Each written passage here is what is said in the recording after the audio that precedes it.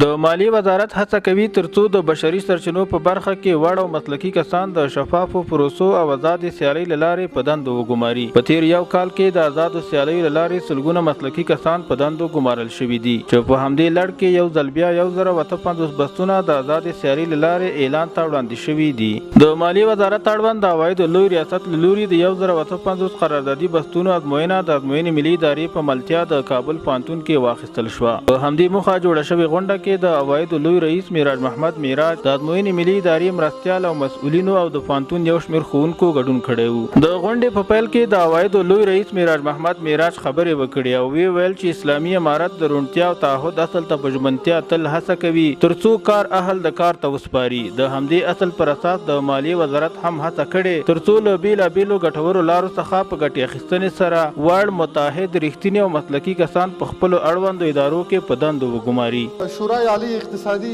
خصوصي ټولو وزارتونو ته دنده سپارلې ده چې تاسو دغسې د اشتغال ځایي دپاره د کار زمینې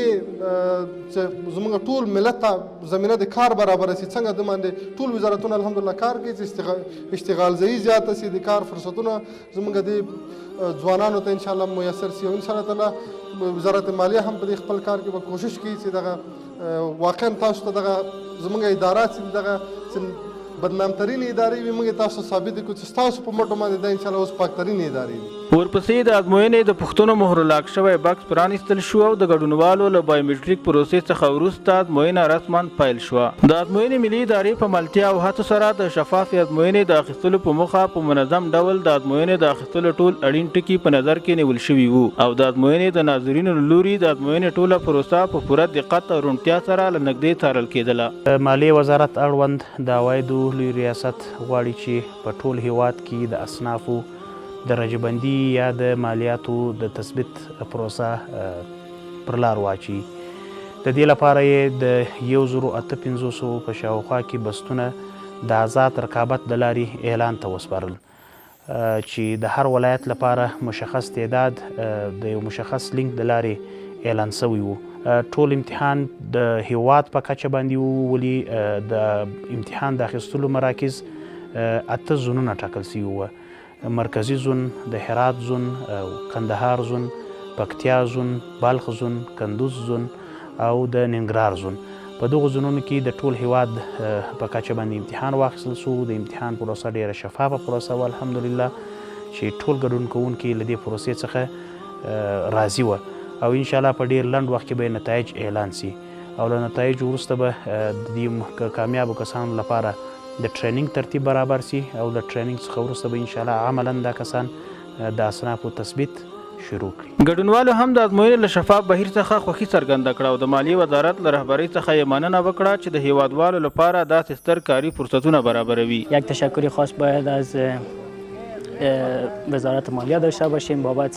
برگزار کردن چنین زمینه های رقابتی به خاطر نشان دادن استعدادهای ما و تا یک زمینه کاری برای جوانان و استعدادهای جامعه فراهم شود. در اول تشکر میکنیم از اداره ملی امتحان برگزار کردن و پروسه کاملا شفاف بودن و منظم در تایمی که گفته بودن شروع شدن و ختم شدن